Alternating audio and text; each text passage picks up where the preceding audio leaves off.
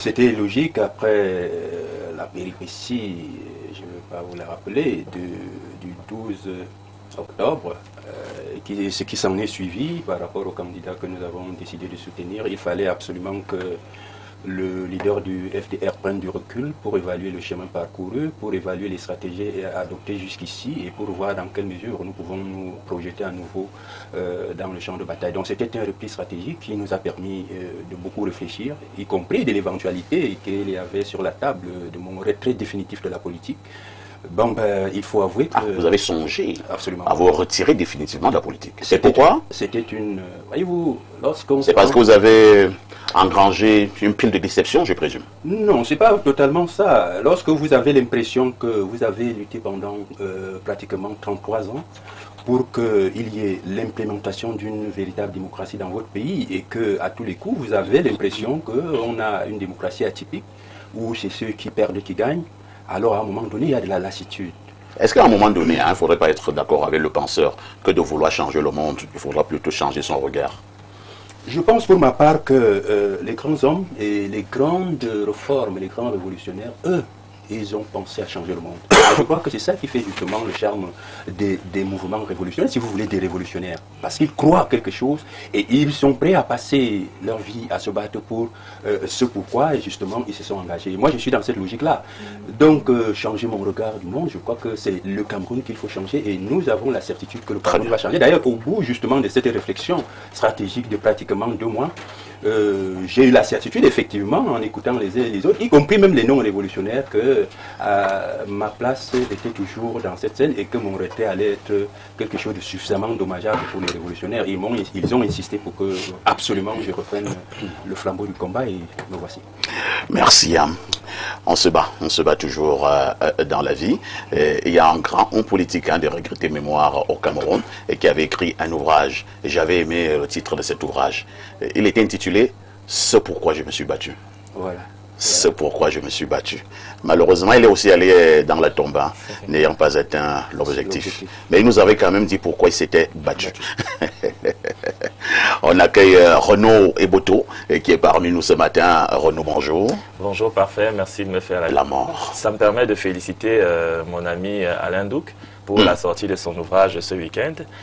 Bienvenue dans la famille de l'écriture camerounaise. Vous savez, écrire n'est pas facile au Cameroun, c'est un chemin, un parcours du combattant, parce que c'est encore un luxe.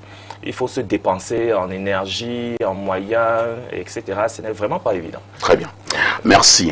Accueillons également à côté de vous Bernard Owena. Bernard Owena, bonjour. Bonjour, parfait ici. Bonjour à votre panel. Bonjour à vos nombreux téléspectateurs qui nous font l'amitié de nous regarder tous les jours. Je suis très heureux d'être là ce lundi matin encore, bon pied, bon oeil pour cette autre édition d'Espace Biné Politique. J'ai une chose ou deux de petites choses parfait ici.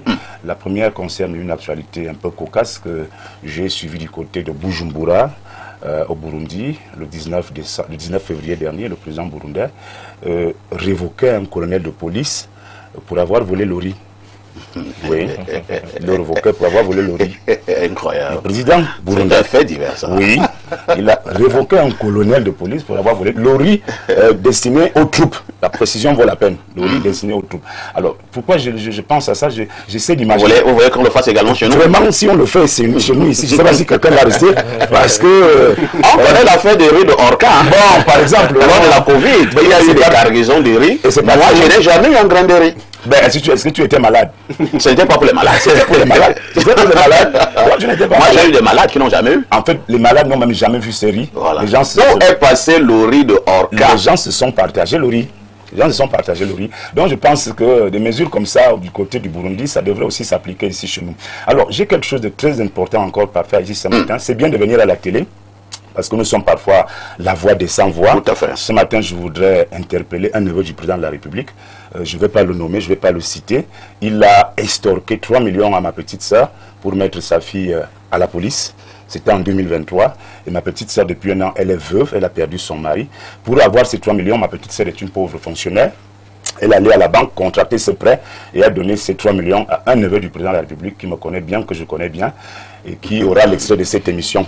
Alors, lorsque vous prenez, vous estorquez l'argent aux pauvres Camerounais comme ça par faillite, parce que vous la coulez douce, vous avez la vie qui est belle, vous êtes entre deux avions, vous résidez dans des châteaux feutrés, mais mon Dieu, descendre bas pour estorquer des pauvres Camerounais comme ça, le Cameroun doit changer par faillite ici.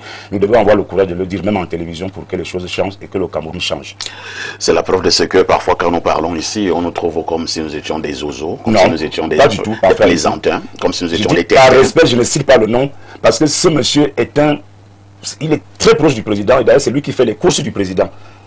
À l'étranger comme ici, donc il a pris 3 millions à ma petite soeur, je lui demande de restituer les 3 millions en question, sinon la prochaine étape, moi-même je suis directeur de publication d'un journal sérieux et rigoureux, je le mets à la une de ce journal pour dénoncer ce genre de pratiques au Cameroun. Le Cameroun doit changer.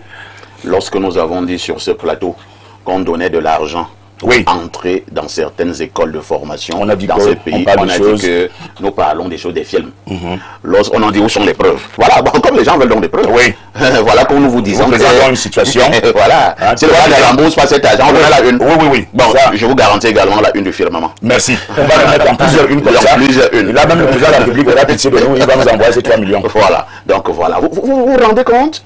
1, 2, 3 millions. Un prêt. La dame est une petite fonctionnaire, elle va contracter un prêt dans sa banque pour aller donner 3 millions à ce monsieur qui est le fils du président, le neveu du président, qui se la coule déjà douce, qui est bien nanti, parce que je sais de qui je parle. Il est bien riche. Je peux déjà soupçonner de qui il s'agit. Je peux déjà soupçonner. Il faut bien soupçonner. De toutes les façons, nous y reviendrons. D'accord. Merci de m'avoir permis de le dire ce matin sur Info TV, qu'il y a une chaîne que beaucoup de gens regardent parce qu'ici, on a au moins la possibilité de dire ce qui ne va pas pour que le pays change. Et ici, nous disons ce que nous pensons et nous pensons ce que nous disons. Raymond Chiazo, bonjour. Bonjour, je partage ici. Bonjour à tous les co-discutants. Bonjour à tous les téléspectateurs d'Info TV. Je ne me porte pas très bien ce matin. Et pourquoi? Parce que les nouvelles qui viennent de la région de l'Est ne sont pas très bonnes, où les populations sont condamnées à mort à subir le pillage des richesses naturelles. Et que ceux qui pillent cette partie du Cameroun sont assistés par ceux qui, en principe, devraient garder les richesses de notre pays, notamment la police et la gendarmerie. Il y a donc plusieurs expatriés qui entrent dans les mines d'or, qui coupent dans les forêts, parfois même dans des réserves. Et que lorsque les populations impuissantes veulent savoir de quoi il s'agit, les populations sont stoppées par la police et la gendarmerie. On se pose la question de savoir comment un fonctionnaire de police de gendarmerie, qui est payé par l'impôt du Cameroun, par nos impôts, peut permettre que les biens de notre pays s'envolent, sans que cela ait un impact positif dans le développement de notre pays. Depuis 2 semaines pratiquement, dans l'arrondissement de Betaroya, on a attrapé 7 Chinois dans un village, Tipare, et 4 dans un autre. Ça fait au total 11, avec des engins lourds pour piller d'or du Cameroun. Pourtant, cela est interdit. Hein. Nous écoutions encore le ministre des Mines qui faisait justement comparer. Parce que cette exploitation avait des machines, on appelle ça l'exploitation semi-mécanisée. C'est ça. Elle est interdite. Pour avoir accès, il faut justement être détenteur des autorisations. Alors, si vous n'avez pas ces autorisations, vous ne pouvez pas. Alors, comment donc des gens qui entrent comme ça avec des engins, ils partent piller notre or, Dieu merci, ils ont été interpellés, mais disons également pour une information complète qu'il est également arrivé ces derniers mois que ces engins soient saisis dans des forêts et les engins en question ont été détruits. Non, vous savez, pour le cas ou alors les 2 cas que j'évoque, effectivement, la gendarmerie de l'Est, les responsables de la gendarmerie de l'Est ont entrepris une descente. Les 11 Chinois ont été arrêtés et le seul document qu'ils avaient, c'était la pièce d'identité. Aucune autorisation d'exploitation. Aucune autorisation. Je voulais faire moi. Je voulais dire parfait que ce que dit le président Chiala, bon, j'ai suivi cette actualité. Je voudrais simplement dire pour la gouverne de nos téléspectateurs que quand vous voyez les Chinois dont il est question là, ce n'est pas les Chinois. Oui, c'est les Chinois comme ils ont une carte d'identité. Ces Chinois travaillent pour des Camerounais. C'est-à-dire qu'ils sont au service de certains Camerounais bien connus, très bien connus et identifiés. D'ailleurs, ils ne sont pas très loin de ceux qui dirigent le pays. Donc, ces Chinois-là travaillent pour des Camerounais qui sont déjà multimilliardaires. Et tout le monde connaît ces gens-là. C'est justement là où je voulais... En chute, hein, justement pour chuter, c'est justement là où je voulais en venir pour dire que les responsables retrouvés sur la plate disent clairement qu'une benne de cette boue, je ne sais pas comment on doit appeler ça, où on exploite de l'or, a un minimum 2 kilos d'or. 2 kilos et qu'au marché local, 1 kilo d'or coûte 75 millions. Ça veut dire que depuis plus d'1 mois, que ces Chinois sont sur ces sites, le Cameroun a perdu une fois de plus plusieurs centaines de milliards. Plusieurs centaines de milliards. Et là où le bas blesse, c'est que entre Betaro et ce petit village qu'on appelle Tiparé, c'est 75 km. Mais que pour emprunter la moto entre ces deux localités, on paie 15 000 aller, 15 000 retour. 75 km. Donc on paie 30 000 en aller-retour. Il n'y a ni eau, ni route, ni hôpitaux, ni école, ni enseignants. Pendant ce temps, les populations subissent l'exploitation, je voulais dire le pillage des richesses. Et ce que M. Ongana vient de dire, c'est que ces gendarmes qui obéissent aux ordres de Yaoundé, c'est mieux de dire comme ça. Parce que lorsqu'on arrête ces Chinois, ce sont des coups de fil qui viennent de Yaoundé. Parce que dans le premier site, lorsqu'on a attrapé les Chinois, les négociations étaient déjà à plus de 25 millions. Les personnes qui vous étiez dans les négociations. Vous savez, j'ai un homme politique comme vous, des journalistes. Nous avons des personnes sur le terrain avoir les preuves de vos déclarations. Qui nous ont fait état de cela. Maintenant, ceux qui étaient sur le terrain ont refusé. On a conduit tous les Chinois là à Béatois. Aujourd'hui, pour chuter donc, ils ne sont ni à Béatois, ni à Yaoundé. Peut-être qu'ils sont rentrés à Bédjine. On ne sait pas où est passé notre or. Les engins même ne sont plus sur les sites.